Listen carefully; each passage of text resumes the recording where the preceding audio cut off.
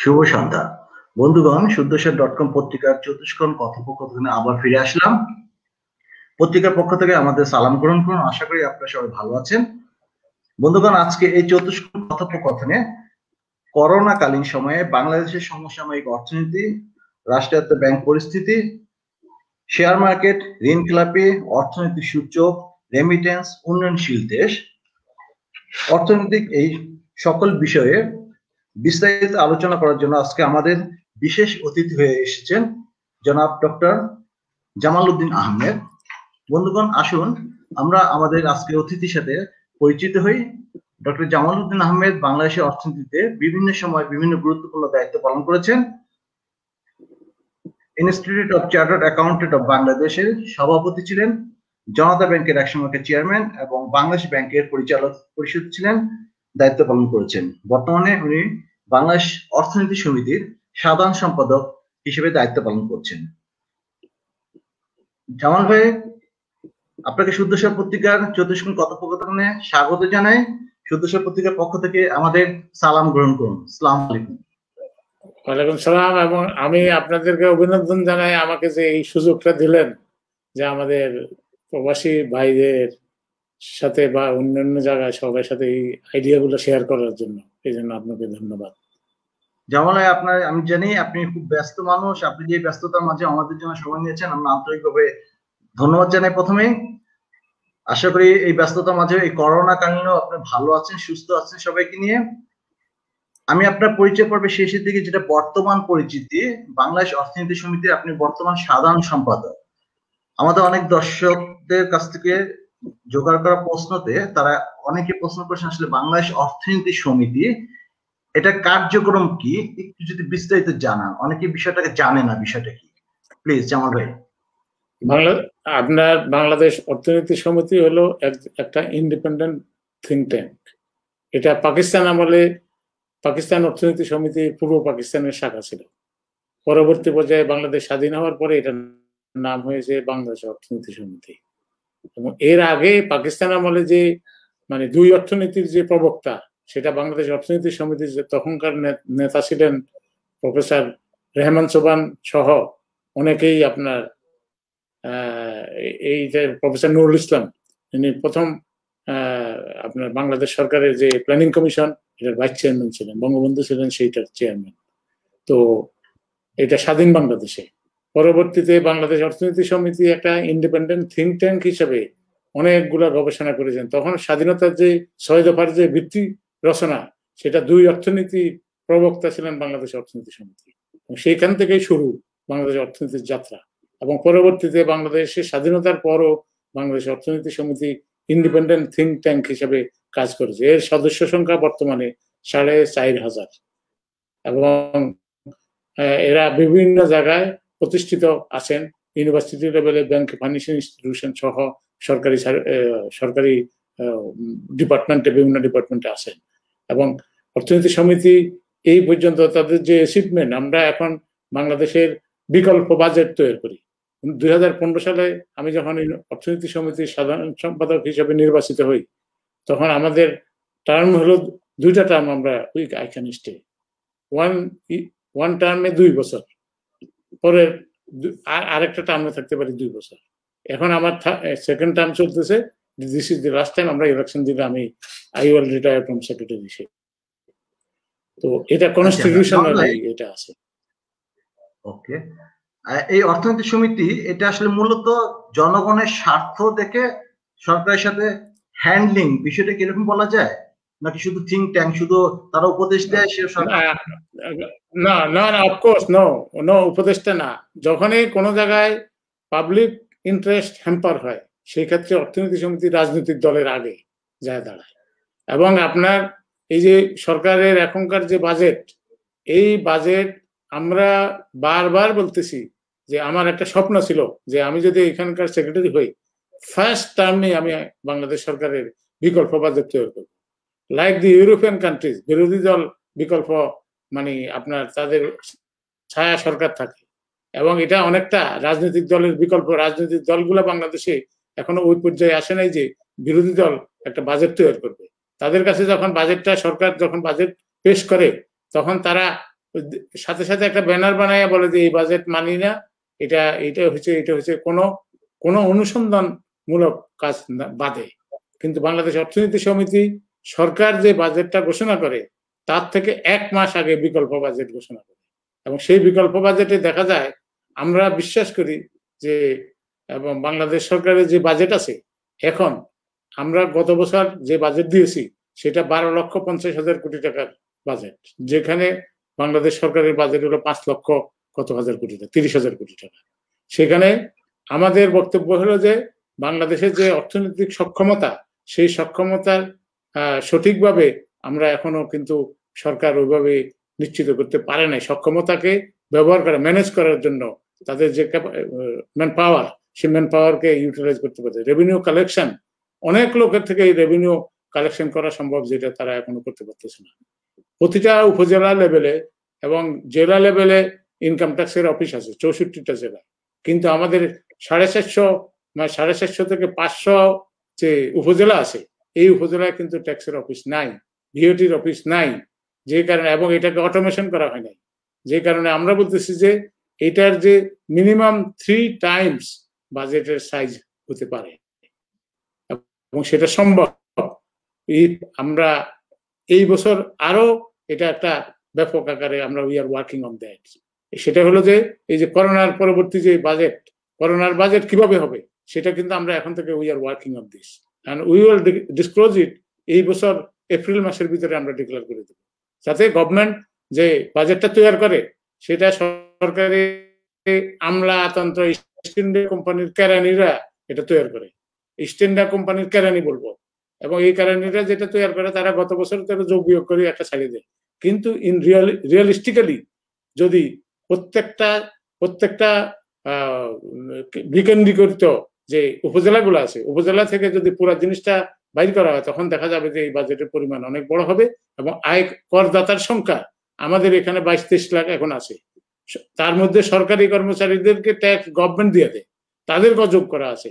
এখানে হওয়া উচিত কমপক্ষে 1 থেকে 1.5 কোটি ট্যাক্স টিআইএন হোল্ডার, সেটা নাই, এবং সেই ক্ষেত্রে থেকে তাদেরকে থেকে এই টাকাটা কিন্তু আপনি উদ্ধার করতে পারতেছেন না, যেই কারণে গভর্নমেন্ট ফরেন লোন সিনড্রোম ইকোনমিতে টার্ন হয়েছে।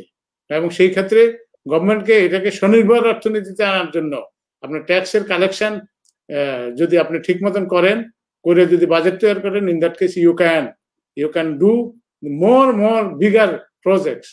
এই পদ্মা সেতু একটা করেই আপনি মানে খুব হয়ে গেলে হবে না, মানে যে পরিশ্রান্ত হয়ে গেছে, হ্যাঁ থামা যাবে না। পদ্মা সেতু একটা না, 10টা পদ্মা সেতু করতে হবে। রেলওয়ে, বাংলাদেশের রেলওয়ে মিনিমাম $15 বিলিয়ন এখন দরকার, যে বাংলাদেশ রেলওয়েকে সারা দেশের মধ্যে নেটওয়ার্ক সৃষ্টি করা। Bangladesh is a small country, but এর রেজিলিয়েন্ট যে জনগোষ্ঠী আছে, এদেরকে যদি কাজে লাগাতে পারে, তাহলে Bangladesh will turn into develop country as expected. কিন্তু সেটার জন্য যে কর্মসূচি, সেই কর্মসূচিগুলো আমরা এখনো কিন্তু পূর্ণাঙ্গভাবে নিতে পারি নাই। সেটা ইকোনমিক মিসম্যানেজমেন্ট এবং ইনএফিশিয়েন্সি। জি, আপনি যখন সক্ষমতার কথা বলেন, বাজেট 3 গুণ বড় হতে পারে বললেন, এবং কতগুলো উদাহরণ দিলেন। একটা পদ্মা সেতু থামা যাবে না, railway.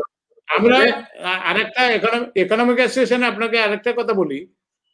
Bangladesh economic association was the first think tank যে আপনার বলছে যে নিজ অর্থে পদ্মা সেতু জাতীয় ঐক্যের প্রতীক, এবং সেটার আমরা পুরা ক্যালকুলেশন দিয়ে পদ্মা সেতু বানানোর জন্য আমরা ফাইন্যান্সিয়াল ক্যালকুলেশন যে প্রজেকশনটা, সেটা দিয়ে দিছি। সেটা বই আকারে আমরা ছাপে মাননীয় প্রধানমন্ত্রীর কাছে দেওয়া হয়েছে। প্রধানমন্ত্রী এটা জাতিসংঘে 2012 সালে যখন জাতিসংঘে গেছেন, সেটা 500 কপি এটা নিয়ে গেছেন বিভিন্ন এমবাসি গুলোতে ডিস্ট্রিবিউট। তখন ওয়ার্ল্ড ব্যাংকের সাথে একটা মানে ডিফারেন্স অফ অপিনিয়ন হচ্ছিল এবং বিভিন্ন কষাকষি হচ্ছিল। তখন আমরা বাংলাদেশ অর্থনীতি সমিতি থেকে আপনার নিজ অর্থে পদ্মা সেতু জাতীয় ঐক্যের প্রতীক, এই টাইটেলে আমরা প্রায় 70 পাতার একটা ডকুমেন্ট পাবলিশ করছি। এটা এখন আমরা রিপ্রিন্ট করতেছি, যেহেতু পদ্মা সেতু এখন কমপ্লিশনের দ্বার প্রান্তে। সেই ক্ষেত্রে আমরা যে দাবি করছি, আমাদেরকে তখন অনেক লোকে, অনেক সমালোচক, অনেক ধরনের প্রশ্নের সম্মুখীন হতে হয়েছে। I went to the television talk show minimum ধরেন 100-150 বা 200-র উপরে টকশোতে এটা ডিফেন্ড করছি যে আমাদের যুক্তি ঠিক আছে, এবং সেটা এখন সত্য প্রমাণিত হতে যাচ্ছে, এবং এই বইটাকে আমরা রিপ্রিন্ট করছি। জি, যেহেতু আপনি সক্ষমতার কথা বললে এবং সেটা ইমপ্লিমেন্ট হয়েছে বললেন পদ্মা সেতুর মাধ্যমে, আমি এখন তাহলে একটু জানতে যাব যে যেহেতু 3 গুণ বড় হতে পারে বাজেট, মানে অর্থনৈতিক সক্ষমতা দেশের আছে, দেশ দিন দিন ডেভেলপের দিকে যাচ্ছে, বাংলাদেশে এই করোনাকালীন প্রায় 1 বছর হতে যাচ্ছে, মার্চে 1 বছর হয়ে যাবে করোনা সময়টা, বাংলাদেশের বর্তমানের অর্থনৈতিক সূচক এটা কি ইতিবাচক না নেতিবাচক, কি অবস্থায় আছে বর্তমান অবস্থায়? মানে ইতিবাচক বলাটা ঠিক হবে না, ড্যামেজ অলরেডি ডান, এবং এটা ক্যালকুলেশন হচ্ছে, জিডিপির একটা বিরাট অংশ কিন্তু আপনার নাই সেই ক্ষেত্রে। তারপরেও বাংলাদেশের যে এইবারকার যে ডিজিটাল বাংলাদেশ যেটা, এবং ইলেকট্রিসিটির কারণে, ইলেকট্রিসিটির বদৌলতে বাংলাদেশে যে মানি ট্রান্সফারটা যেটা, সেটা কিন্তু মোবাইল ব্যাংকিং এর মাধ্যমে বিভিন্ন সরকারের যে কর্মসূচিগুলা, এই কর্মসূচিগুলা বাস্তবায়নের জন্য মানি ট্রান্সফারের যে পদ্ধতিটা, সেটার কারণে দেখা গেছে যে পাবলিক সাফারিংটা কম হয়েছে, এবং কিন্তু ইকোনমিতে আপনার জিডিপিতে অ্যাটলিস্ট 20-30% ডাউন হয়ে গেছে। তো সেটাকে রিকভার করার জন্য সেটা আমরা শুধু কমপ্লেসেন্ট হলে চলবে না, আমাদেরকে রিয়ালিটির দিকে দেখতে হবে। সেটা হলো যে আমরা এই অ্যাসেসমেন্টটা, ড্যামেজ অ্যাসেসমেন্টটা করে how to overcome that, that's what is going on in calculation চলছে, এবং এটা দিয়ে আমাদেরকে, আমরা যে লসটা করেছি, সেই whole economic machine was lockdown. লকডাউনটা কত বছরে? প্রায় 5-6 মাসের মতন লকডাউন ছিল। মানে in fact as of today in reality check, whole economy ওই স্কেলে, যেটা করোনার আগে যে অবস্থায় ছিল সেই অবস্থায় এখনো আসতে পারে নাই। সেটা, এই যে লসটা, এটা রিকভার করার জন্য আমাদেরকে, আমাদের জনগোষ্ঠী, ব্যবসা প্রতিষ্ঠান, সমস্ত কিছু, সরকার যারা ইকোনমিক ম্যানেজমেন্টের সাথে আসে, ইকোনমিক মেশিনটা চালু করার জন্য সবাই চেষ্টা করতেছে, এবং সেই চেষ্টার ফসল হিসেবে এখন আপনার এক্সপোর্টটা ধীরে ধীরে বাড়তেছে, একটা পর্যায়ে আসতেছে। তবে রেমিটেন্সের ক্ষেত্রে এটা একটা সাকসেস স্টোরি। সেই সাকসেস স্টোরি কেন? পৃথিবীতে 2টা থিওরি আছে রেমিটেন্সের। একটা থিওরি হলো ইনভেস্টমেন্ট প্রুন, যখন আপনার দেশের অবস্থা ভালো থাকে, আপনারা যারা বিদেশে থাকেন আপনারা টাকা পাঠান, এটা হলো অন্য দেশে, আমাদের দেশে না। ইন্ডিয়া, তারপরে জর্ডান, তারপরে ফিলিপিন, এই সমস্ত দেশে যখন দেশের অবস্থা ভালো থাকে তখন তাদের দেশে রেমিটেন্স বাড়ে। কেন? ইনভেস্ট করার জন্য বিদেশি যে আমাদের প্রবাসীরা টাকা পাঠায়। আর বাংলাদেশে হলো তার বিপরীত। বাংলাদেশে একটা হলো রিলিজিয়াস এন্ড কালচারাল, তারপরে এখানকার আমাদের যে সোশ্যাল সিস্টেম, আমরা একজন যদি উপরের দিকে উঠি তখন আমরা চেষ্টা করি যে maybe religious, maybe social, maybe cultural, both কম্বিনেশনে, 3-4 কম্বিনেশনে দেখা গেছে আমরা টাকা পয়সা কিন্তু দেশে পাঠাই, এবং সেটা আমাদের লোকজন পাঠায়। যেমন এখন এই যে এই থিওরিতে বাংলাদেশ পড়ে, এটা কিন্তু exception in the whole world. মানে ইভেন অন্যান্য অনেক দেশেই দেশের অবস্থা যখন ভালো থাকে তখন মাইগ্রেন্টরা টাকা পয়সা নিজের দেশে পাঠায়। ওয়াই? ফর ইনভেস্টমেন্ট, বিজনেসের জন্য, বিজনেস পারপাসে। কিন্তু বাংলাদেশ রেমিটেন্সের কথাটা বললেন, আমি আপনাকে একটা প্রশ্ন জুড়ে দিচ্ছি, সেটা হলো রেমিটেন্স গত এই করোনাকালীন 3বার রেকর্ড ব্রেক করছে বাংলাদেশে আমার জানা মতে, এবং গত পরশুদিন পত্রিকা, জাতীয় দৈনিক পত্রিকা একটা রিপোর্ট দেখলাম, এখন 7 মাসের মাঝে, গত 7 মাসে নতুন রেমিটেন্স যে রেকর্ডটা আসবে সেখানে এখনই 15% বৃদ্ধি পাইছে, প্রায় $45 বিলিয়ন মতো চলে আসবে, যতটুকু আমি রিপোর্ট দেখলাম। প্রশ্নটা হলো, প্রবাসী বিরোধী জগৎ আছে এবং প্রবাসীর খোঁজ খবর রাখি, আমরা জানি এখানে প্রায় সকল প্রবাসী, বেশিরভাগই তো আপনার রেস্টুরেন্ট, বার, মোটেল টোটেল কাজকর্ম করে, বিভিন্ন চাকরি করে, কিন্তু তারা কিন্তু অনেকটা বেকারত্বে ভুগছে এই করোনাকালীনে, কারণ যেহেতু রেস্টুরেন্ট গুলো বন্ধ আছে, যে কাজ করে।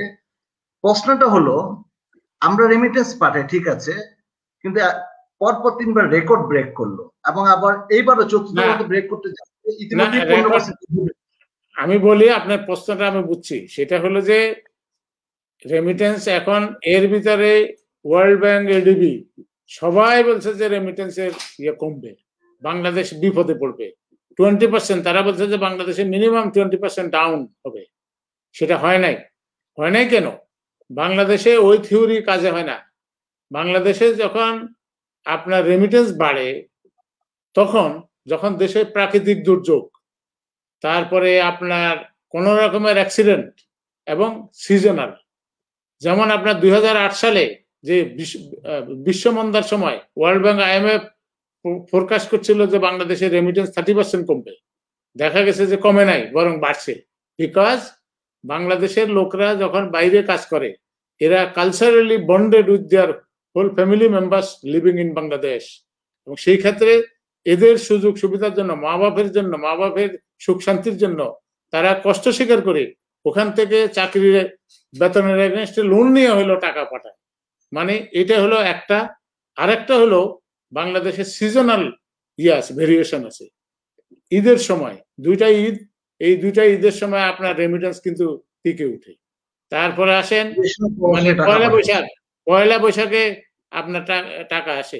তারপরে আসে শীতের সিজনে, এটা from November onwards, November to April, এই পিরিয়ডটা হলো শুকনার সিজন, যখন তারা তাদের মা বাপের বাড়িঘর কনস্ট্রাকশনের জন্য তখন টাকা পাঠায়। এই কনস্ট্রাকশনের কাজগুলোর জন্য তারা মনে করেন আগামী 6 মাসের অ্যাডভান্স নিয়ে অথবা বন্ধু বান্ধবদেরকে ধার নিয়ে সে এখানে বাংলাদেশে পাঠায়। এই কারণে এই রেমিটেন্সটা এইভাবে বাড়ে। এবং যদি আনলাইক আদার কান্ট্রিজ আপনি যদি কম্পেয়ার করেন, তখন এটা মিলবে না, কিন্তু এটা মিলবে না। কিন্তু এখন আমি আপনাকে অন্য একটা প্রশ্ন করতেছি রেমিটেন্সে। এখানেও প্রবাসী অনেকের মাঝে কথা হচ্ছে নিয়ে, যেহেতু সামাজিক যোগাযোগ মাধ্যমে যা আসে সবকিছু আমরা বিশ্বাস করি তা না, কিন্তু বাংলা একটা প্রবাদ আছে, যাহা ঘটে তাহা কিছুটা রটে। এখন সামাজিক যোগাযোগ মাধ্যমে কিছুটা ছড়াছড়ি হচ্ছে যে দেখা যায় বাংলাদেশ থেকে তো অনেক টাকা পাচার হয়েছে, স্বীকার্য সত্য, এটা প্রতিদিন দৈনিক পত্রিকা আসতেছে, এবং এই পাচারকৃত টাকাগুলি প্রবাস থেকে আবার এখন দেশে রেমিটেন্স হয়ে যাচ্ছে। এটা সত্যতা কতটুকু? না, মেবি এটা হইতে পারে। This is a technique, if anybody tax. এটা তো অবভিয়াস যে পত্রপত্রিকার রিপোর্ট যে বাইরে এবং ইন্টারন্যাশনাল রিপোর্ট গুলোতেও বলতেছে যে বাইরে টাকা পাচার হচ্ছে। এই যে পাচার হওয়া টাকা তারা ওখান থেকে তারপরেও যদি পাঠায় দেয়, উই আর হ্যাপি। আমরা মানে এই ফেরতের টাকা যদি এইভাবেও আসে, নো প্রবলেম, নো প্রবলেম। বাংলাদেশের এখান থেকে যদি আবার এটা যাতে ফেরত না চায়, যদি আসে, উই ওয়েলকাম দিস। কারণ বাংলাদেশে টাকা আসার সময় নোবডি আস্ক কোশ্চেন, কিন্তু যাওয়ানোর সময় বাংলাদেশ ব্যাংকের যে ফরেন এক্সচেঞ্জ পলিসি আছে, রুলস আছে, নিয়ম আছে, সেটা অনুযায়ী একটা রিকোয়ার্ড অ্যামাউন্ট অ্যাপ্রুভাল প্রসেস পার হয়ে তারপরে ওইটা যাইতে হয়। তো সেই ক্ষেত্রে এই টাকা যদি, এই ধরনের টাকা যদি আসে, we welcome that, no problem. এবং সেটা আসলে দেশের ইকোনমির জন্য নট ব্যাড। আমার মনে হয় যে এটা যদি আসে, এটা আসলে আমাদের রিজার্ভের পরিমাণ বাড়বে। রিজার্ভের পরিমাণ বাড়লে আপনার ধরেন রেমিটেন্সের টাকা যেটা, এটা কিন্তু আর ফেরত যায় না, দেশের ভিতরে থাকে, দেশের ভিতরে থাকে। কিন্তু ফরেন লোন আমি বড় করে যদি আনি, আবার এটা কিন্তু হায়ার প্রাইসে আমাকে ফেরত দিতে হয়। ইন্টারেস্ট এবং এক্সচেঞ্জ ফ্লাকচুয়েশনের যে রেজাল্ট, সেটার কারণে আমাদের লোকাল কারেন্সির লায়াবিলিটি বৃদ্ধি পায় এবং সেই টাকা সহ আমাদেরকে ফেরত দিতে হয়। তো সেই ক্ষেত্রে যদি এই ধরনের কোনো কিছু থাকে, তবে লার্জার স্কেলে যদি আসে, সেটা কিন্তু ধরা পড়বে সেন্ট্রাল ব্যাংক, সেটা ধরা পড়বে এবং সেটা কিন্তু উঠাতে পারবে না সে। এরকম কয়েকটা লেনদেন হয়েছে, এগুলোর কথা পত্রপত্রিকায় আসছে। সেই লেনদেনগুলো পত্রপত্রিকায় আসছে, সেইটা কিন্তু সেন্ট্রাল ব্যাংকে স্টাক আপ আছে। ওই টাকাটা কিন্তু উঠেন না লোক নাই, মানে টাকাটা আসছে ব্যাংকে এসে ঢুকছে। কিন্তু আপনি যে নিয়ম নীতির কথা বলেন, সেন্ট্রাল ব্যাংক যদি টাকা পাচার হতে রোধ করতে পারতো, সেটা আমাদের জন্য আরো ভালো হতো। হ্যাঁ, পাচার রোধ করলে তো অবশ্যই ভালো, এবং সেই রোধ করার জন্য we are fighting for that. আমরা কালো টাকার উপরে বাংলাদেশ অর্থনীতি সমিতি বিরাট বহু পাবলিকেশন আছে, এবং টাকা পাচারের উপরে একটা প্রশ্ন, সম্পূর্ণ একটা প্রশ্ন করি। সম্ভবত আজকেই সংসদে আবার কালো টাকা সাদা করার জন্য প্রস্তাবনা আসছে, এটা পাস হবে। এটা সম্বন্ধে আপনার সুপারিশ কি প্লিজ? না, নীতিগতভাবে বাংলাদেশ অর্থনীতি সমিতি এটাকে সাপোর্ট করে না, এটা অনৈতিক, এটা অনৈতিক। কিন্তু দেশের স্বার্থে, যেমন আপনি তো হোসেন মোহাম্মদ এরশাদের সময় তখন আপনি বাংলাদেশে ছিলেন, তখন কিন্তু এই কালো টাকা সাদা করার প্রথম নিয়ম চালু হয় ওই সময় সে 1400 কোটি টাকা কালেকশন করছিল। সেই 1400 কোটি টাকা সেই উপজেলা যে ভবন নির্মাণ এই সমস্ত কাজে সে ব্যয় করছে। তার মানে সরকারের বাজেটের সাইজ তখন ছোট ছিল, সেই ক্ষেত্রে তারা তখন ইউজ করছে। এখনো বাংলাদেশে যদি ইন রিয়েল টার্ম যদি নিয়ে ভুল করি, যদি অন্যায় করি, এটাকে বলা হয় যে অনিয়মিতভাবে নিয়েছে।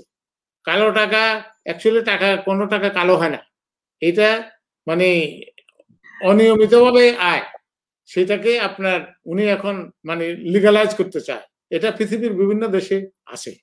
সেইটা এখন আমরা গরিব দেশে যাব, আমি ফরেন লোন নিব যে এক্সচেঞ্জ ফ্লাকচুয়েশনের, ডলারের যে ফরেন কারেন্সি যে ফ্লাকচুয়েশনের যে রিস্ক, সেটা আমি নিচ্ছি ফরেন লোন নিলে, তাকে ইন্টারেস্ট দিতেছি। আর আমার দেশের লোক টাকা চুরি করে বিদেশে নিচে, সেটা যদি আনতে চায়, উই শুড নট, আমরা নেওয়া উচিত, আমি মনে করি, ব্যক্তিগতভাবে আমি মনে করি। সেটা কিন্তু প্রতিষ্ঠান হিসাবে, আমার অর্থনীতি সমিতির সেক্রেটারি হিসাবে, অফিসিয়াল পজিশন হিসাবে আই ক্যানট সাপোর্ট দিস। এটা আমাদের নীতিগত অবস্থা।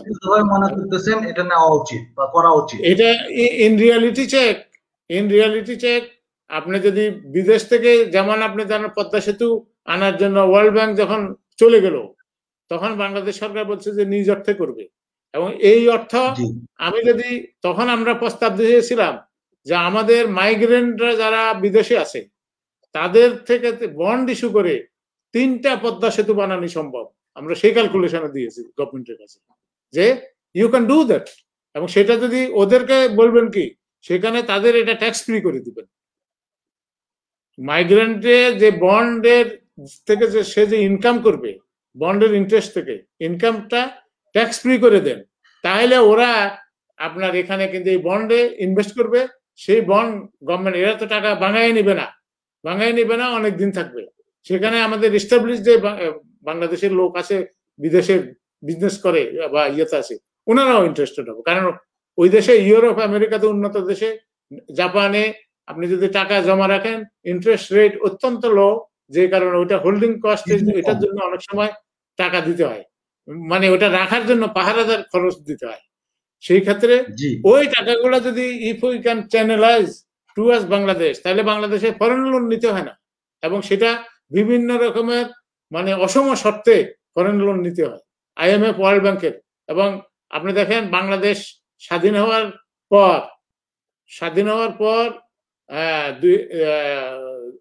1972 সালের 16ই ডিসেম্বর সারেন্ডার করলো সোলজাররা, পাকিস্তানি সোলজাররা। তখন বাংলাদেশ ফ্রি হয়ে গেল, শত্রুমুক্ত হলো। এবং 17ই জানুয়ারি টাইম ম্যাগাজিন একটা পাবলিকেশন হয়েছে বাংলাদেশে কি ক্ষতিগ্রস্ত হয়েছে, এবং ওয়ার্ল্ড ব্যাংকের একটা রিপোর্ট তারা করছে। সেখানে বলছে যে, সেই রিপোর্টে বলছে যে বাংলাদেশে 30 লক্ষ মানুষকে হত্যা করা হয়েছে, তারপর 2 লক্ষ মা বোনের ইজ্জত নষ্ট করা হয়েছে। এগুলা অনেক সময় অনেক ধরনের মানে টিটকারিও করছে, কিন্তু দেখা গেছে দিস ইজ দি রিয়ালিটি। এবং সেখানে আপনার তাদের রিপোর্টে বলা যায় 40 লক্ষ দোকান, ইন্ডাস্ট্রি এগুলা পোড়ায়া ধ্বংস করে দিছে। Rail communication, road communication, port communication এবং এন্টায়ার কমিউনিকেশন, টেলিফোন কমিউনিকেশন সমস্ত ডিস্ট্রয় করে দিয়েছে। এবং চিটাগাং পোর্টে পাকিস্তানি এয়ারলাইন্সের একটা অ্যাকাউন্ট ছিল, সেই অ্যাকাউন্টে তারা $10 ইকুইভ্যালেন্ট 170 টাকা রাখি গেছে, আর সমস্ত ফাইন্যান্সিয়াল অ্যাসেস এখান থেকে ট্রান্সফার করে নিয়ে গেছে। সেই কথাটা কেউ বলে না, সেই কথাটা তো কেউ বলতেছে না। আপনার পাকিস্তানের কাছে আমরা যে টাকা পাই, সেই টাকাও তো আমাদেরকে দেয় নাই। পাকিস্তান আমাদের নামে লোন নিয়ে ইসলামাবাদে তারা বিল্ডিং বানাইছে, ইনফ্রাস্ট্রাকচার তৈরি করছে, তারপরে অনেক বড় বড় ইনফ্রাস্ট্রাকচার করছে। সেটা কিন্তু আমাদের রেল লাইন করছে, সেটা ইস্ট পাকিস্তানের নামেও ছিল। এগুলো তারা ওখানে, আমাদের জুট এক্সপোর্ট যেটা হতো, সেই এক্সপোর্টের টাকা ফরেন কারেন্সি পুরো তারা নিয়ে যেত, এখানে খরচ করে নাই। তো এই অবস্থা থেকে বাংলাদেশ এখন যেখানে আসছে, সেটা একটা মানে সেটা আমাদেরকে হ্যাঁ, এটা একটা মিরাকল বলা যায়। হ্যাঁ। জামাল ভাই, আপনি যেহেতু আপনার কথার পরিপ্রেক্ষিতে একটা সম্পূরক প্রশ্ন আমাকে করতে হবে, এটা আমাদের দর্শকরা আগে আমাদের পাঠাইছিলেন। যেহেতু আপনি বললেন যদি পদ্মা সেতুর ব্যাপারে বন্ড বা এই জাতীয় কিছু, সেদিকে আমি যাচ্ছি না। অনেক প্রবাসী বাংলাদেশে মানে দীর্ঘদিন কাজ করে পেনশন পায় বা যাই করে, পরবর্তী কিছু গচ্ছিত টাকা বাংলাদেশ অনেক ব্যাংকে রাখে। আমি আপনার কাছে যে জিনিসটা জানতে চাচ্ছি, দুইটা প্রশ্ন। একটা হলো, একটু পরিষ্কার করবেন আমাদের দর্শকদের জন্য, একটা ব্যাংক পাওয়ার জন্য লাইসেন্স, এটা পাওয়ার ক্রাইটেরিয়া এক। আর দ্বিতীয় হলো, ব্যাংক যখন ডিফল্ট করে, আমাদের বাংলাদেশে অনেকগুলো ব্যাংক, ফার্মার্স ব্যাংক, অনেকগুলো ব্যাংকে ডিফল্ট করছে, ওখানে যদি আমার মতো একজন প্রবাসী ধরুন 1 কোটি টাকা বা কেউ আরো বেশি টাকা রাখলো, সেই টাকাটা কি পুরো টাকাটা ফেরত পাওয়ার কোনো গ্যারান্টি আছে কিনা? আমার এই দুটো প্রশ্ন যদি একসাথে কম্বিনেশন। আপনার ইন দি রিসেন্ট টাইম, যেমন আপনার বিসিসিআই ব্যাংক বাংলাদেশে বন্ধ হয়ে গেছে 1992 সালে, সেখান থেকে ডিপোজিটের টাকা অনেকে এখনো পর্যন্ত পায় নাই। এটার নিয়ম হলো ডিপোজিট পেনশন স্কিম, এই আমেরিকাতে বলে এফডিআইসি। এটা আপনার, এটার নিয়ম হলো ওই দেশে কিন্তু 100% বা সেন্ট্রাল ব্যাংক এটা গ্যারান্টি দেয়। আমাদের এখানেও গ্যারান্টি আছে, কিন্তু প্রথমে আপনাকে 1 লাখ টাকা দিবে, আপনি ক্ষতিগ্রস্ত লোক, আপনার টাকা জমা হয়েছে, এটা মার যাবে না, এই আস্তে আস্তে দিবে, এটা অনেক টাইম লাগে। এটা যদি পুরাই ইন্স্যুরেন্স থাকতো তাহলে কিন্তু সাথে সাথে দিয়ে দিতে পারতো। এটা ইনস্যুর নাই, এই আইনটা কিন্তু এখনো এখানে বলবৎ হয় নাই। এটা হলো এক নম্বর। তারপরে আপনার ব্যাংকের লাইসেন্স দেওয়ার ব্যাপারে, ব্যাংকের যে এলিজিবিলিটি ক্রাইটেরিয়া আছে, সেই ক্রাইটেরিয়া বাংলাদেশে আপনি জানেন যে রাষ্ট্রায়ত্ত 4টা ব্যাংক ছিল বাংলাদেশ স্বাধীন হওয়ার পরে, সোনালী জনতা, অগ্রণী, রূপালী। এরা ছাড়া শিল্প ব্যাংক, শিল্প ঋণ সংস্থা, আইসিবি, এগুলো সব সরকারি রাষ্ট্রায়ত্ত ছিল। পরবর্তীতে ডিন্যাশনালাইজেশনের মধ্য দিয়ে গভর্নমেন্ট কম্পিটিটিভ একটা সিচুয়েশনে পাবলিক প্রাইভেট সেক্টরে ব্যাংককে অ্যালাউ করছে। সেটা সেন্ট্রাল ব্যাংকের যে রুলস রেগুলেশন আছে, সেই রেগুলেশন অনুযায়ী এলিজিবিলিটি ক্রাইটেরিয়া আছে, সেই ক্রাইটেরিয়া অনুযায়ী লোকজন অ্যাপ্লিকেশন করে যে মিনিমাম একটা টাকা দিতে হয়। এখন আপনার পর্যায়ক্রমে দেখা গেছে যে প্রথম গ্রুপে ইউনাইটেড কমার্শিয়াল ব্যাংক, তারপর আইএফআইসি ব্যাংক, আরব বাংলাদেশ ব্যাংক, এইগুলো ন্যাশনাল ব্যাংক, এই সমস্ত ব্যাংকগুলো হয়েছে। পরবর্তীতে সেকেন্ড জেনারেশনে একটা গ্রুপ হয়েছে, থার্ড জেনারেশনে আরেকটা হয়েছে। আস্তে আস্তে দেখা গেছে যে লিকুইডিটি, যে ডিপোজিট হোল্ডারের যে টাকা, ডিপোজিট হোল্ডারের টাকাটাই তো হলো ওদের মূল সম্পদ। কিন্তু দেখা গেছে যে যারা ব্যাংকের ডাইরেক্টর হিসাবে তারা কাজ করে, স্পন্সর ডিরেক্টর, তারা যে টাকা দিছে, প্রথমে 20 কোটি টাকা দিয়ে এই প্রথম জেনারেশনের ব্যাংক পারমিশন পেয়েছে। এখন সেটা গভর্নমেন্ট আস্তে আস্তে আইএমএফ এবং ওয়ার্ল্ড ব্যাংকের বিভিন্ন চাপের মুখে এবং লিকুইডিটিকে ম্যানেজ করার জন্য এটার লেভেলটা উঠেছে। 400 কোটি টাকা এখন আছে, এবং 400 কোটি টাকা এখন 500 কোটি টাকা হয়েছে। আমি যখন বাংলাদেশ ব্যাংকের বোর্ডে ছিলাম, তখন আমি বলছি যে এত ব্যাংক আমাদের দরকার নেই, we do not need so many banks. আমরা চাই যে এফিসিয়েন্ট ব্যাংক 10 থেকে 12টা হলে চলে, এবং এদেরকে মার্জ করি। তারপরে আর নতুন ব্যাংকের লাইসেন্স দরকার। অনেকে লাইসেন্স নিছে, এখন সে চালাইতে পারতেছে না, তাহলে তাকে আটকানোর জন্য কি করবেন? এটা তো স্বাধীন দেশ এবং পিপলস রিপাবলিক অফ বাংলাদেশ, গণপ্রজাতন্ত্রী বাংলাদেশ, সেখানে কনস্টিটিউশনে ধারায় বলতেছে সবার অধিকার আছে। সেই ক্ষেত্রে আমরা তখন বললাম, আমি বললাম যে এটার পেইড আপ ক্যাপিটাল 40,000 কোটি টাকা করা উচিত। পেইড আপ ক্যাপিটাল যখন 40,000 কোটি, তখন লাল্লু পাঞ্জুরা আর ঢুকতে পারবে না, স্মাগলার, অমুক তমুক আজে বাজে লোক, এগুলা যাতে ঢুকতে না পারে। এখন অনেক লোক ঢুকছে এই সমস্ত ব্যাংকে, এদের ম্যানেজারিয়াল ক্যাপাসিটি নেই। ম্যানেজাররা they think that they are the shareholder, এবং তারা টু মেক ইট ক্লিয়ার যে ডিপোজিট হোল্ডাররা যে টাকা, সেই টাকাই সে লোন দেয়। এই জন্য ব্যাংককে বলা হয় ফাইন্যান্সিয়াল ইন্টারমিডিয়ারি, এবং সে আপনার থেকে ডিপোজিট নিয়ে আমাকে লোন দিতেছে, আরেকজনকে দিতেছে। এই যে মধ্যখানে যে স্প্রেডটা, সে 6% ডিপোজিট নিয়ে আপনার কাছ থেকে, আর 9% বড়োয়ারকে লোন দেয়। এখানে 3% তার বেতনের খরচ টরচ ওভারহেড বাদ দিয়া সেখান থেকে সে প্রফিট করতে হবে। This is the business. এবং সেই ক্ষেত্রে বাংলাদেশের লোক এটার মিস ইন্টারপ্রিটেশন যায়, দেখা গেছে যে ডাইরেক্টর যারা হয় তারা মনে করে যে তাদের পারিবারিক সম্পত্তি, এবং তারা আপনার লোন নিছে প্রত্যেকটা ডাইরেক্টর একজন আরেকজনের পিঠ চুলকায়। আপনি ন্যাশনাল ব্যাংকের ডাইরেক্টর, আপনি লোন নিতেছেন ইউনাইটেড কমার্শিয়াল ব্যাংক থেকে, আবার তারে আপনার ব্যাংক থেকে লোন দিতেছেন ওই ডাইরেক্টরকে, আপনি ওখান থেকে নিতেছেন। এই যে ক্রস যে লোনের সিস্টেম, এটার কারণে বাংলাদেশের ব্যাংকিং প্রবলেম। সুতরাং এইটাকে ঠিক করার জন্য যেটা দরকার হলো, central bank will have to play a greater role, এবং সেখানে তাদেরকে এদেরকে আমার রুলস রেগুলেশনের ভিতরে রাখতে হবে। সেটা রাখার জন্য তাদের ডাইরেক্টরদের আচরণবিধি এবং ডাইরেক্টরশিপের যে ক্রাইটেরিয়া এবং মিনিমাম এডুকেশনাল কোয়ালিফিকেশন এবং তার এক্সপেরিয়েন্স, এই ধরনের এক্সপেরিয়েন্স যদি না থাকে, যে লাল্লু পাঞ্চ হাউস ওয়াইফ এদেরকে আপনার ডাইরেক্টর বানানো, এটা ঠিক না। এবং এটা করার কারণে ভাই, আমি লাইসেন্সের কথাটা আসলে জানার উদ্দেশ্য ছিল ভিন্ন। আমরা সাধারণ জনগণ, আমরা যেটা বুঝি যে একটা ব্যাংক যে নিতেছে তার জন্য বাংলাদেশ ব্যাংকে একটা সিকিউরিটি মানি আছে, অর্থাৎ আমি যদি 1 কোটি টাকা রাখি, আমার টাকাটা ওই ব্যাংক ডিফল্ট করলে আমি ফেরত পাবো। আপনি বলছেন না 1 লাখ টাকা পাবে। জামাল ভাই আমাকে শুনতে পাচ্ছেন? শীতিম বাবা, এই সাউন্ডটা শোনা যাচ্ছে না।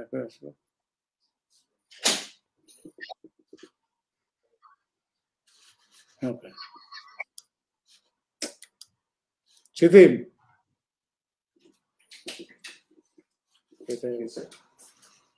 সাউন্ড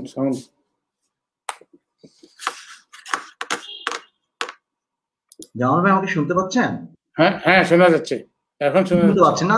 আমি আবার রিপিট করি, এটা তো প্রবলেম হয়ে গেছিল, ইলেকট্রনিক্স অনেক কিছু প্রবলেম হতে পারে। এখন শুনতে পাচ্ছেন আমাকে পরিষ্কার? হ্যাঁ শোনা যাচ্ছে।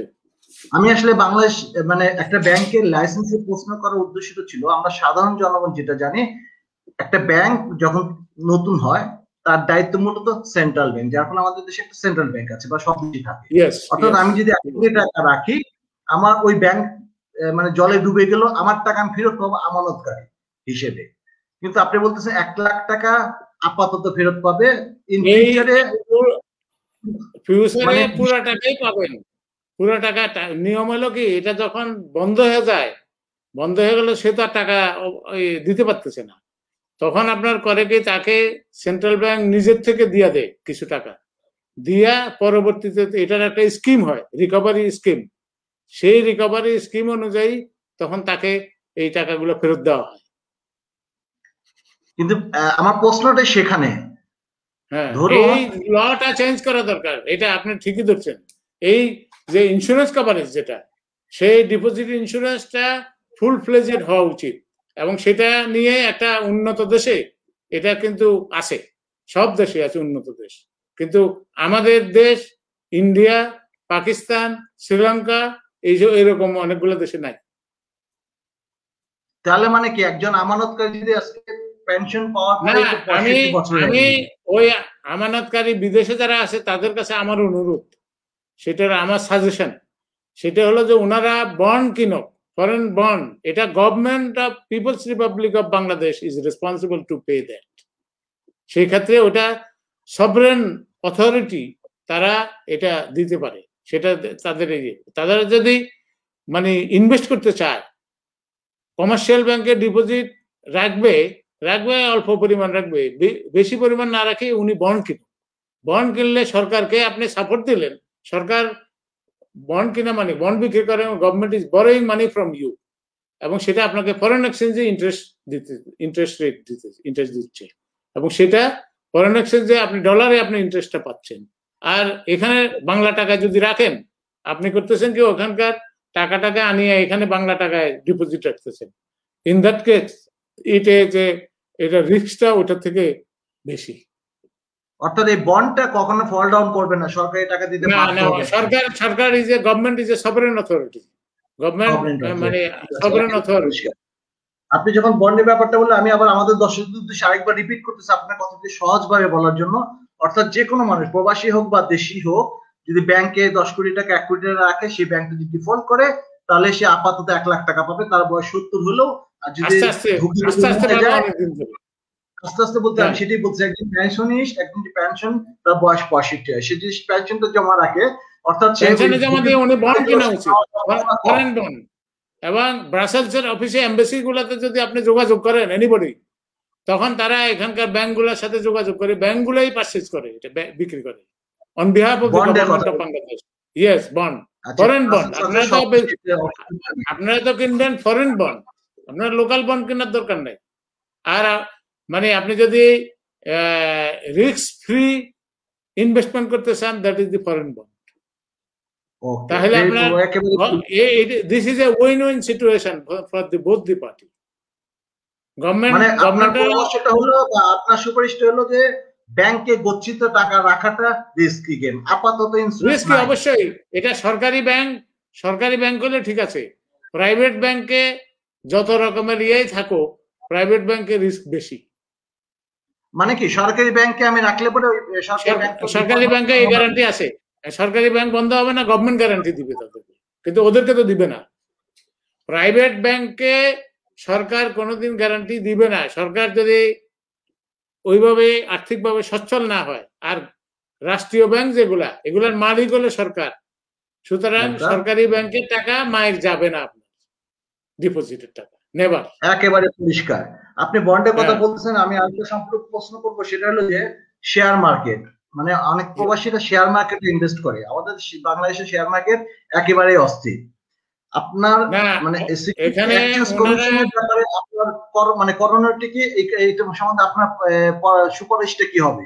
সিকিউরিটি এক্সচেঞ্জ কমিশনের আমি প্রথমে ওনাদেরকে বলি যে ওনারা যখন মানে যে শেয়ারে ইনভেস্ট করে, they should have an advisor in Bangladesh. তাদের পক্ষ হয়ে যে শেয়ারটা কিনবে, সে ফাইন্যান্সিয়াল অ্যানালিস্ট দিয়া অ্যানালাইসিস করে মানে এগুলো কিনবে প্রফেশনাল ওয়েতে। তাহলে এখন আমাদের দেশে যে শেয়ার মার্কেটে বিদেশ থেকে লোকজন টাকা ইনভেস্ট করে, ওনাদের কোনো অ্যাডভাইজারি লোক নাই। এখানে শেয়ার মার্কেটে যারা দালাল আছে, এই দালাল গুলা মিথ্যা কথা কইয়াও আপনাকে ইয়ে করে। ইন্ডিপেন্ডেন্ট ফাইন্যান্সিয়াল অ্যানালিস্টের দ্বারস্থ হওয়া উচিত তাদের। সেই ক্ষেত্রে আপনার দেখা যাবে যে এই ধরনের ধান্দাবাজিতে পড়বে না। সিকিউরিটি এক্সচেঞ্জ কমিশন 1992 সালে এদেশে হয়, এবং এখনো এটা কিন্তু হাঁটি পা করে আগাচ্ছে, কিন্তু এটা এখনো পর্যন্ত আপনার যে সমস্ত কনফ্লিক্ট অফ ইন্টারেস্ট ডিল করে এরা একটা শক্তিশালী অর্গানাইজেশন হিসেবে এখনো দাঁড়াতে পারেনি। এইটাই হলো মূল। এবং ঢাকা স্টক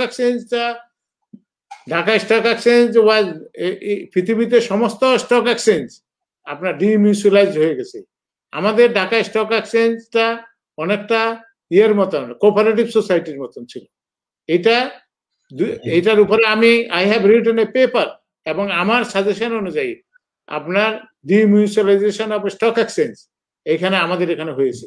এটা আগে ছিল অনেকটা আপনার, তারা যে সমস্ত শেয়ারের ব্রোকার ছিল তারা ওইটাতে ম্যানেজ করতো। এটা এখন কিন্তু চেঞ্জ হয়ে গেছে, এবং এখানে বিদেশি investor, Chinese Schengen stock exchange, তারা কিন্তু এটা শেয়ার কিনছে। যে কারণে এখন এটার অটোমেশন হয়ে গেলে, automation and at the same time corporate governance, separation of ownership from management, it was not there. In the absence of that, সেটাতে ওনারশিপ এবং মালিকানা এবং ম্যানেজমেন্ট দুটাই কিন্তু এক জায়গায় ছিল, যে কারণে এরা এই সমস্ত জালিয়াতি করতে পারছে। এখন কিন্তু জালিয়াতির পরিমাণ অনেক কমে গেছে, কিন্তু স্টিল ইট ইজ দেয়ার, কারণ লোক তো ওগুলো আছে। ওদের মধ্যে এই বোর্ড চেঞ্জ হয়ে গেছে, বোর্ড চেঞ্জ হয়ে এখন গভর্নমেন্টের আছে আপনার 60%, 40% হলো তাদের। সেই ক্ষেত্রে আপনার এটা কিন্তু এখন একটা স্ট্রাকচারে আসছে, লাইক সুইডেনের, আপনি যদি সুইডেনের স্টক এক্সচেঞ্জটা দেখেন, this was the first stock exchange in the world. First তারা আপনার ইয়ে হয়েছে, ডিমিউচুয়ালাইজ হয়েছে। ওই যে কোঅপারেটিভ সিস্টেম থেকে limited ownership of the limited কোম্পানির স্ট্রাকচারে আসছে, মানে separation of ownership from management, এবং ব্রোকারেরা এই সমস্ত ম্যানেজ করতো। সে মানে কনের পক্ষ এবং বরের পক্ষ দুটাই। সুতরাং সেই ক্ষেত্রে এই সমস্ত সুযোগ সৃষ্টি হয়েছে। এই সুযোগ কিন্তু এখন আর থাকবে না সামনের দিকে থাকবে না। সিকিউরিটি এক্সচেঞ্জ কমিশনের করণীয় নিয়ে আপনার কোনো এক্সট্রা কোনো সুপারিশ?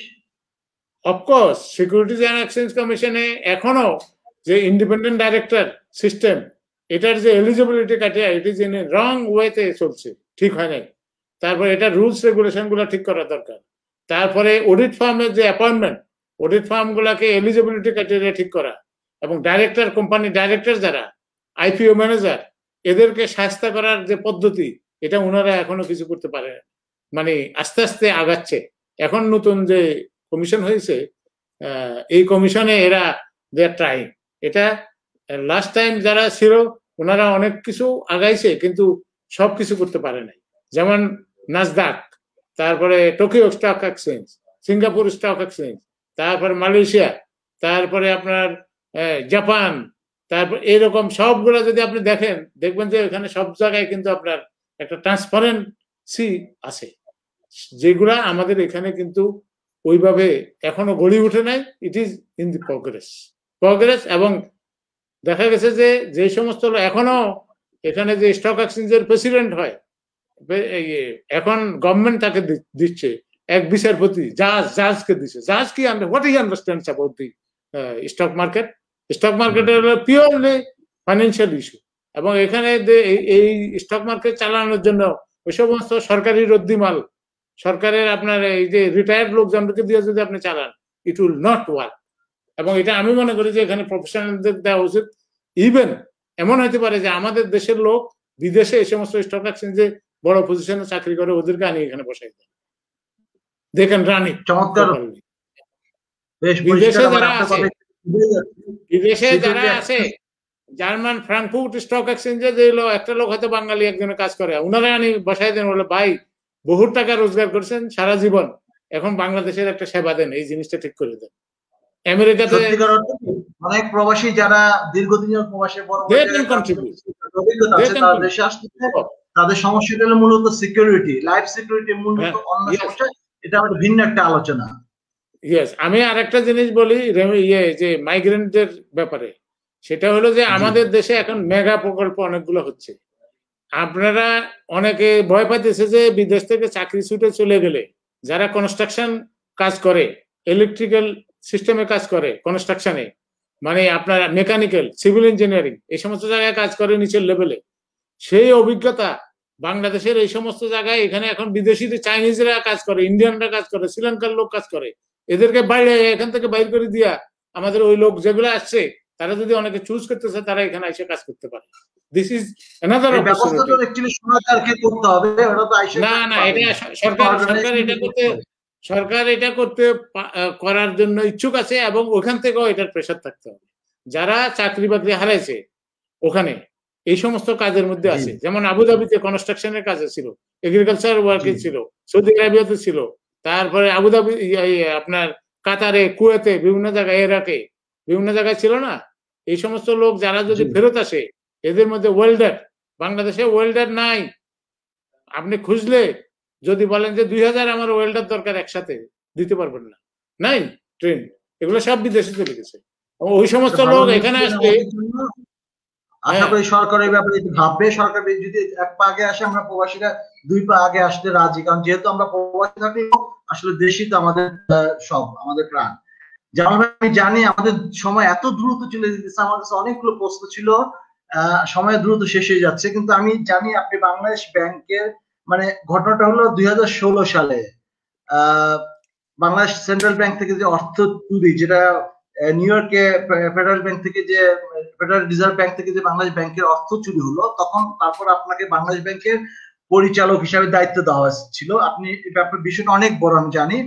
আমি একটু সামান্য একটু হিন্টস দিচ্ছি আপনাকে, সেটা আপনার ভালো জানা আছে। সম্ভবত $1,45,00,000 শ্রীলঙ্কা এবং ফিলিপিন থেকে $1,45,00,000 ফেরত আসছে। সরকারের ভাষ্য জাতীয় পত্রিকায় পাওয়া গেছে। আমরা তো সেটা দেখতে পাই না বা ডেটা জানি না, বা সেই ট্রান্সফরমেশন সেটা তেমনটা ছিল না। আমরা জাতীয় পত্রিকা এখনো বাকি আছে $6,64,00,000। এটার কি অবস্থা আছে যদি একটু আমাদের দর্শকদের জন্য বলেন প্লিজ। এটা একটা বড় ঘটনা বাংলাদেশের জন্য।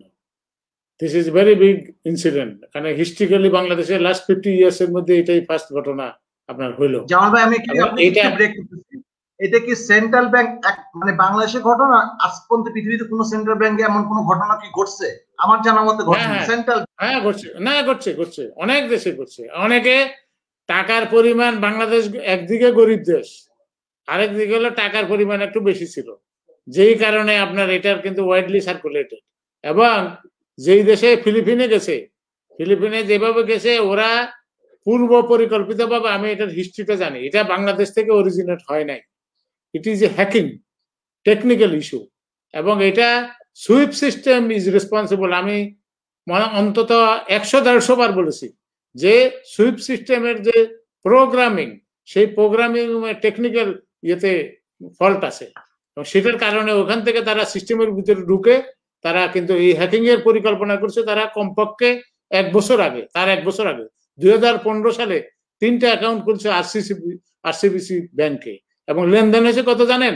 $500 থেকে $1500 এই 1 বছরের ভিতরে। 17 সালে তো 16 সালে ঘটনাটা হলো, তার 1 বছর আগে। হ্যাঁ, এবং তারা এই ঘটনাটা হওয়ার পরে, এই ঘটনা হওয়ার পরে আপনার এটা নিয়ম প্রসিডিউরটা হলো, সেন্ট্রাল ব্যাংকে যদি কোনো টাকা ফরেন এক্সচেঞ্জে টাকা ফেরত দিতে হয় বিদেশে, এটা ফেডারেল সিস্টেমের নিউ ইয়র্কে তাদের যে ব্রাঞ্চ, সেইখানে আপনার অ্যাকাউন্ট আছে, এবং এটা যখন এখান থেকে বাংলাদেশ ব্যাংকের যে প্রসিডিউর আছে, সেই প্রসিডিউরটা হলো ফার্স্টে আপনি একজন লোক, 19টা সিগনেচার হয়, একজন লোক এটা ইনিশিয়েট করে, ইনিশিয়েট করার পর এটা উঠতে উঠতে উঠতে উঠতে গভর্নর পর্যন্ত যায়, গভর্নর অ্যাপ্রুভ করে, তারপরে আবার নিচের দিকে আবার ওই প্রসেসে নামিয়ে আসে, নামিয়ে আসার পরে অথরাইজ পার্সন যিনি একটা কোড দেয়, সেই কোড অনুযায়ী তারা এটা ইয়ে করে, এবং এই ধরনের কোনো রেকর্ড বাংলাদেশ ব্যাংকের ভিতরে নাই। তার মানে কি, টেকনিক্যালি তারা মানে আগের থেকে, অনেক আগে থেকে প্ল্যান করছে, এবং সেই প্ল্যানটা, যেমন আপনার একটা ট্রেন ঢাকা থেকে ময়মনসিংহ যেতেছে, পথে নরসিংদীতে যদি ডাকাত ঢুকি, ট্রেনের মধ্যে ডাকাতি করে, তাহলে কি ঢাকার রেল স্টেশনের দোষ? নো, এটা হতে পারে না।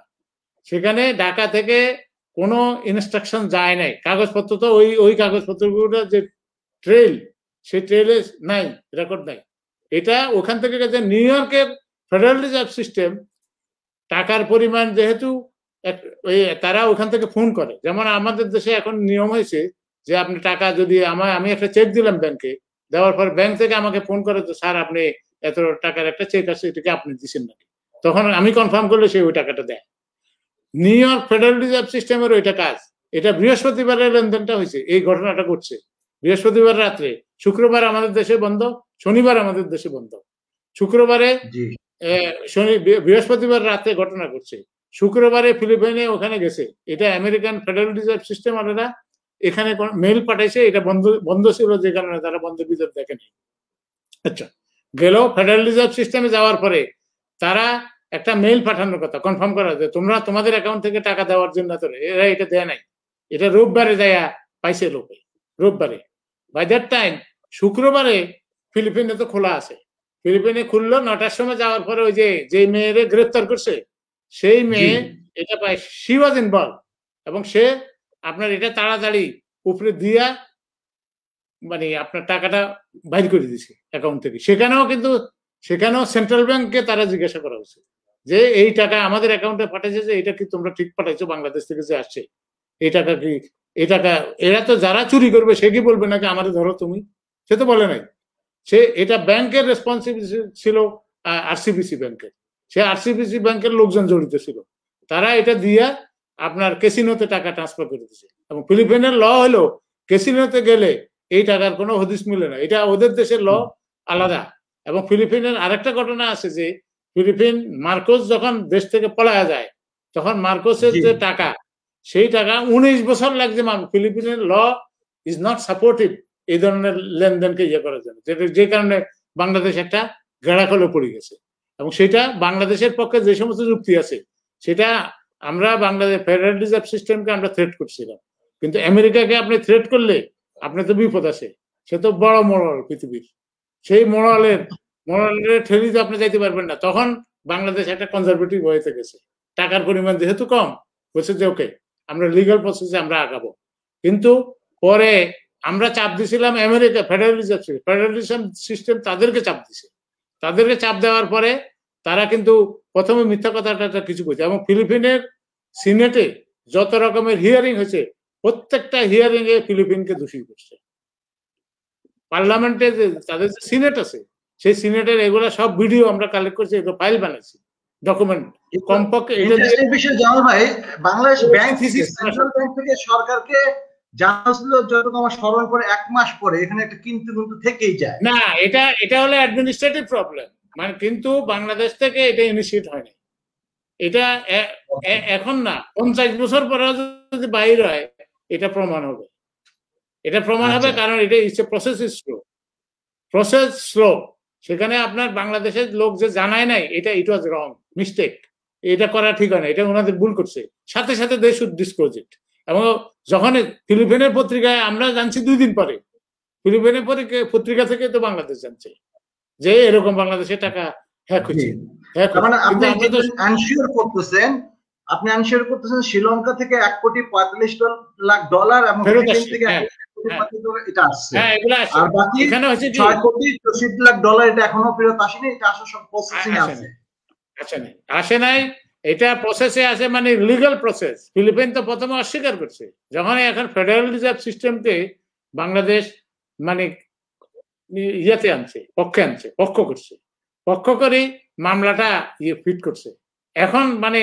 এখন আমেরিকাকে জোড়াইয়া যখন আপনি মামলাটা করলেন, তখন কিন্তু বাংলাদেশের পজিশনটা স্ট্রং। এবং লিগ্যাল যে প্রসেস ওদের ওখানে, ওরা চাইতেছে যে ওরা কোনোভাবেই, এবং এটা একবার ফিলিপিন কিন্তু 20 বছর মার্কোসের টাকা জালিয়াতি হওয়ার কারণে 20 বছর ফিলিপিন কিন্তু ব্ল্যাক লিস্টেড ছিল। এখনো কিন্তু এই মামলা যদি সঠিকভাবে চলে, ফিলিপিনের মানে ব্ল্যাক লিস্ট হবে, এটা তাদের ভয় সবচেয়ে বড়। আমাদের এত দ্রুত সময় যাচ্ছে, আসলে আমি আপনাকে দুটো প্রশ্ন একটু সংক্ষিপ্ত অ্যান্সার চাবো আপনার কাছে। আমি সেটা হলো, একটা হলো একটা কালচার আছে আমাদের বাংলাদেশে, খেলাপিরিন কালচার, মানে দিন দিন এটা বাড়তি আছে। এটা সম্বন্ধে আপনার সুপারিশ, এক মানে এটা পরিত্রাণের সুপারিশটা কি হবে, আর দেশটাকে যে টাকা পাচার হচ্ছে এটা রোধের সুপারিশ আপনার কি হবে প্লিজ। খেলাপিরিনটা হলো আপনার, খেলাপিরিন জমে আসছে, এবং বাংলাদেশের যে ব্যাংকিং সিস্টেম, হিস্ট্রিক্যালি বাংলাদেশের ব্যাংকিং সিস্টেমটা একটা মানে ওইভাবে স্ট্রিনজেন্ট কোন রুল দিয়া আগে কন্ট্রোল হতো না। আস্তে আস্তে আস্তে আস্তে এটারে রশি টানি ধরা হইতেছে।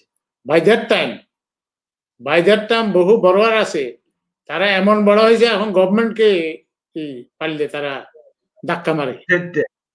হ্যাঁ, এই রেগুলেটরি অথরিটিকে ধাক্কা মারতে পারে, এই ধরনের ইয়ে আছে তাদের মধ্যে, এরকম একটা অ্যাটিটিউড আছে। এটার ব্যাপারে শক্ত অবস্থানে যাইতে হবে। Corporate governance in the state own banks and local ব্যক্তি মালিকানাধীন corporate governance, corporate gatekeeping, এটাকে শক্তভাবে ধরতে হবে।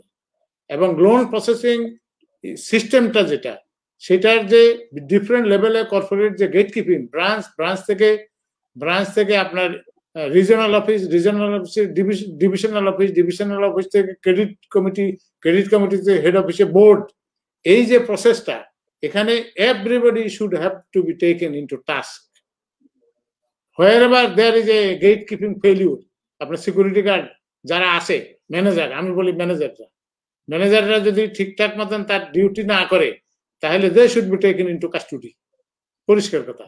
এবং টপ লেভেলে যে উপরের থেকে কোনো ইনডিউসড কিছু করতে পারবে না, পলিটিক্যাল ইন্টারভেনশন, এটা বন্ধ রাখতে হবে। পলিটিক্যাল আমরা তো দেশ স্বাধীন 50 বছর হয়ে গেল, হয় না, এটা করতে হবে। সাউথ কোরিয়া তো হয় নাই 30-40 বছরে, কিন্তু পরবর্তীতে তো হয়েছে, দেয়ার ইজ রেকর্ড। এবং সেটা আপনার, এটা যদি আপনি কর্পোরেট গভর্নেন্সটাকে যদি স্ট্রং করেন, তখন অটোমেটিক্যালি কিন্তু এতে রুস্তুমরা টিকবে না। এই সমস্ত রুস্তুম হলো কাগজে বাঘ, এগুলার ধরে যদি আইনের ইয়ের মধ্যে ফেলান, সিস্টেমের ভিতরে, তাহলে কিন্তু হাতে আনতে হবে। আর আরেকটা প্রশ্ন হলো কি আপনার, যে আরেকটা দুইটা ইস্যু বললেন, মানে ওইটাই ছিল আর কি ব্যাপারটা, খেলাপিরিন এবং দেশে যে টাকা পাচার হচ্ছে এটা রোধ করার জন্য। পাচারের বিষয়টা হলো, বাংলাদেশে পাচার সুযোগ পাইলে তো করবেই, সেখানেও কর্পোরেট গেট কিপিং, সেখানে আপনার এজেন্সিগুলো, সমস্ত এজেন্সিগুলো, গভর্নমেন্টের যে সমস্ত এজেন্সিগুলো, দে মাস্ট বি অ্যালার্ট। এবং সেখানে আপনার মানি চেঞ্জার কোম্পানি যেগুলো আছে, তাদেরকে মনিটরিং আনতে হবে। এবং হুন্ডির ব্যবসা যারা করে, তাদেরকে আইডেন্টিফাই করে, এরা তো আইডেন্টিফাইড, তাদেরকে তো কেউ ধরতেছে না, দে শুড বি কট, এবং তাদেরকে কাস্টডিতে আনতে হবে। এবং যেই লোক আদালতে যে ব্যাংকের যে কোর্ট সিস্টেম, বিচার সিস্টেম, ব্যাংকের জন্য আলাদা ডিভিশন, যেমন অ্যাপিলেট ডিভিশন, তারপরে বিভিন্ন অন্যান্য বিভাগের জন্য আলাদা করে না, ক্রিমিনালের জন্য একটা, ওটার জন্য আলাদা, ব্যাংকের জন্য একটা কোর্ট রাখতে হবে। সেই কোর্টে বিচার হবে এবং সেখানে কিন্তু বিচারপতি যারা হবে, নট দি ট্রেডিশনাল বিচারপতি, তাদেরকে করতে হবে যে ইকোনমিক্যালি সাউন্ড এন্ড টেকনিক্যাল, অটোমেশনের উপরে যার নলেজ আছে, ব্যাংকিং প্রসেসের নলেজ আছে, তাকেই। আমেরিকাতে বিচারপতি সোশ্যালজিস্ট হয়, কিন্তু আমাদের দেশে মানে উকিলদেরকে বিচারপতি বানাইতে হবে। এটা এই সিস্টেম থেকে বাইরে আসতে হবে। এখানে আপনার ধরেন টেকনিক্যাল ল রাখতে হবে, টেকনিক্যাল মিনিং যে ফাইন্যান্সিয়াল টেকনিক্যাল, তারপরে আপনার অটোমেশনের টেকনিক্যাল এবং লিগাল টেকনিক্যাল, এগুলো সব কম্বিনেশনে যোগ করলে যার হয় জানে তাকে দিতে হবে। হ্যাঁ, এবং অনেক লোকের একজনের সিকিউরিটি এক্সচেঞ্জ কমিশনের চেয়ারম্যান বানাইছে, উনি বলে যে 92 সালে না কোন সালে, উনি বলে যে তদন্ত করতেছে, উনি বলে যে পেইড আপ ক্যাপিটাল শেষ হয় না কেন, মনে করেছিল লোন। এটা পেইড আপ ক্যাপিটাল এবং লোনের সাথে যে ডিফারেন্স বুঝে না, he became the chairman of securities and exchange commission. আমাদের যে সমস্যা একটা আছে, জামাল ভাই, আমাদের আর বেশি সময় হাতে নেই। আপনাকে আরেকটা প্রশ্ন জানতে চাবো, খুব সংক্ষিপ্ত যদি আমাদের দর্শকদের জন্য বলেন। রাষ্ট্রায়ত্ত শিল্প প্রতিষ্ঠানগুলো একটু অনেকটা ধ্বংসের দিকে, এই সাম্প্রতিককালে পাটকল বন্ধ করালো, এই ব্যাপারে আপনার কোনো বক্তব্য? This is a suicidal decision. এটা পাটকলকে রাষ্ট্রায়ত্ত খাত গভর্নমেন্টের থাকতে হবে। এই জন্য বেসরকারি খাত তো বেসরকারি, ওনারা কিন্তু সরকারকে আপ অ্যান্ড ডাউন করানোর জন্য কাজ করে। সেই ক্ষেত্রে সরকারি মালিকানায় এসেনশিয়াল সার্ভিসেস যে সমস্ত জিনিস, এগুলো কিন্তু রাখতে হবে। এবং সেটা রাখার জন্য এটা mix economy, it's not A fully market economy. এটা মানে এটাকে মিক্স বাজার এবং ওয়েলফেয়ার, এই বোথের কম্বিনেশনে এখানে চালাইতে হবে। সেই ক্ষেত্রে আপনার রাষ্ট্রায়ত্ত শিল্পের দরকার, যেগুলা যেমন ইলেকট্রিসিটি প্রাইভেট সেক্টরও দেওয়া হয়েছে, কিন্তু ইলেকট্রিসিটি মেইন প্রাইম মোভার হলো গভর্নমেন্ট ওনারশিপ, এবং গভর্নমেন্টে এটা করছে, যে কারণে ইলেকট্রিসিটিতে সাকসেস স্টোরি আছে। এবং আপনার তারা তো গভর্নমেন্ট তো আর কোন রকমের টাকা পাচার করে ওই বিদেশে নিবে না, গভর্নমেন্ট নেওয়ার কোনো সুযোগ নেই, গভর্নমেন্টের কোনো মালিক নেই। গভর্নমেন্ট হলো একটা মানে আপনার সেই ইলেক্টেড বডি, এরপরে যখন ইলেকশনে আসবে না তখন উনি থাকবে না। মানে সেই ক্ষেত্রে এটা কিন্তু ব্যক্তি মালিকানা আলাদা অনেক ধরনের আত্মহত্যা শামিল, এই সিদ্ধান্তটা হয়তো সরকার এটা শুনবে। জোট আমাদের এখানে আত্মহত্যা আমি এটা আরেকটু আমাদের যদি সময় দেন, সেটা হলো যে আপনার আত্মহত্যা আমি এই জন্য বলছি, আদমজি জুট মিল বন্ধ করে আপনার কি করছে, আদমজি জুট মিল বন্ধ করে আপনার বাংলাদেশের পাট শিল্প অন্য দেশে চলে গেছে। আমাদের এখান থেকে আমরা we are exporter of the raw jute, which should not be. এটার ভ্যালু এডিশন করে যদি আমরা প্রোডাক্ট ডেভেলপ করতে পারতাম, তাহলে টেকনোলজি ডেভেলপ করতে পারতাম, এবং এটা গভর্নমেন্টই পারে। প্রাইভেট সেক্টর এটা ওই ধরনের প্রাইভেট সেক্টর এখনো গড়ে উঠে নাই, যে যারা নতুন মেশিন করে আপনার নিউ ইনভেস্টমেন্ট করে আপনার এটা করতে পারবে। এই ক্যাপাসিটিওয়ালা ধনী লোক এমনি ভাবে দেখায় ধনী, কিন্তু মনে হয় না এই ক্যাপাসিটি তাদের আছে, এখনো পর্যন্ত হয়েছে, এখনো হয় নাই। সুতরাং একটু সংক্ষিপ্ত বলেন, আমাদের দেশে অর্থ বছর শুরু হয় জুন জুলাই মাসে, তখন আমাদের একটা বর্ষাকাল, আমাদের দেশ উন্নয়ন হচ্ছে, উন্নয়ন বাজেট পুরোটা তখন ব্যয় করা যায় না। আপনার কি কোনো সুপারিশ থাকবে এমন কোনো অর্থ বছর চেঞ্জ করার জন্য? অনেক সময় কথা হয়, দেখি অর্থনৈতিক পত্রিকাগুলোতে জানুয়ারি টু ফেব্রুয়ারিতে করার জন্য, এমন কোনো কিছু বলবেন? আমরা প্রস্তাবনা সরকারের কাছে আমরা এটা নিয়ে চিল্লাইতেছি কমপক্ষে 10-20 বছর ধরে। সেটা এইটা আপনার এটাকে আপনার ব্রিটিশ ইস্ট ইন্ডিয়া কোম্পানি থেকে যখন বাংলাদেশ ব্রিটিশের কলোনি থেকে যখন বাংলাদেশ ইস্ট পাকিস্তান স্বাধীন হয় ভারত, তো ভারত কিন্তু ব্রিটিশের ওইটাই ফলো করতেছে। এপ্রিলের 1 তারিখ হলো তাদের বাজেট শুরু, নতুন বাজেট শুরু হয়। তার আগে তারা এই যে আজকে যেমন আজকে বাজেট সাবমিশন হয়েছে, তার মানে কি তারা এই যে ব্রিটিশেরটা ফলো করতেছে। কিন্তু আমরা জানুয়ারি December should be the year, because আমাদের যে কনস্ট্রাকশনের পিরিয়ডটা যেটা যেমন লাস্ট বাজেট শেষ হইব আপনার আপনার ডিসেম্বরে শেষ হবে। তো মানে আপনার এই যে জানুয়ারি থেকে আরম্ভ করে আমি জুন পর্যন্ত 6 মান্থ কনস্ট্রাকশনের জন্য কাজ পাই। এখন আমাদের দেশে টাকা চুরি হয় কেন? গভর্নমেন্ট কনস্ট্রাকশনের কাজ চুরি হচ্ছে কেন?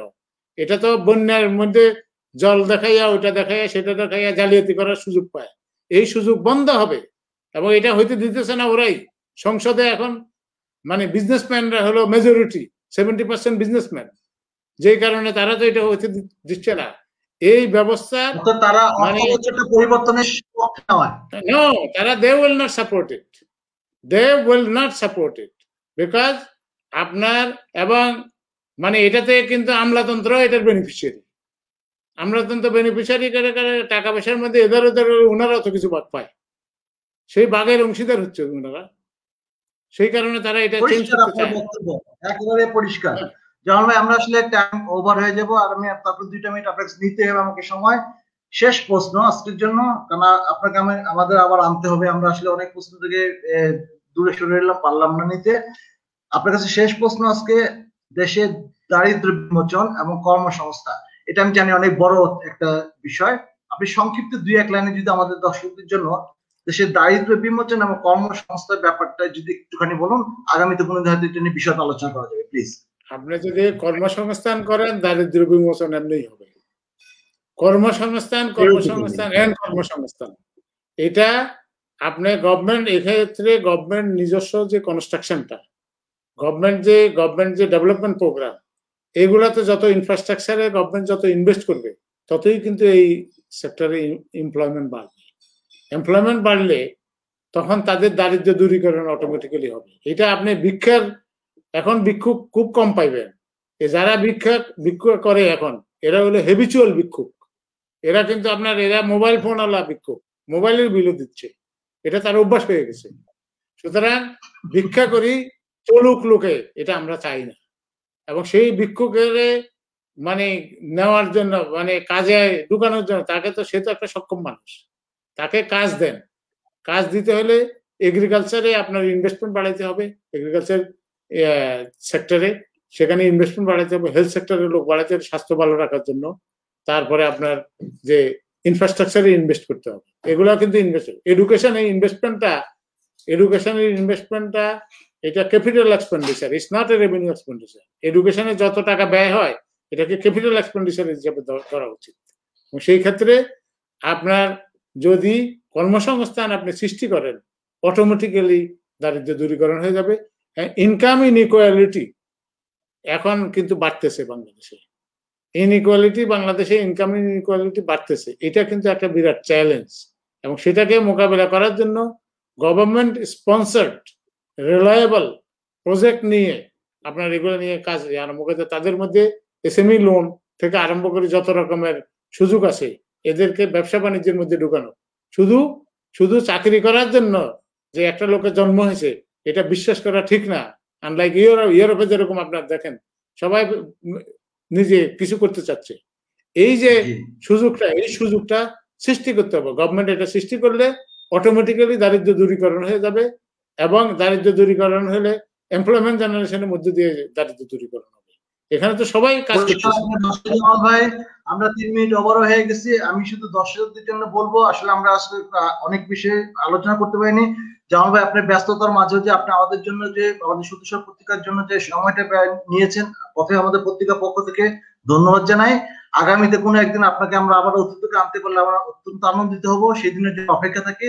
অশেষ ধন্যবাদ সুধীবৃন্দ, দর্শকবৃন্দ, আপনাদের জন্য শুভকামনা থাকবে। আমার সালাম গ্রহণ করবেন জামাল ভাই। আসসালামু আলাইকুম, অশেষ ধন্যবাদ।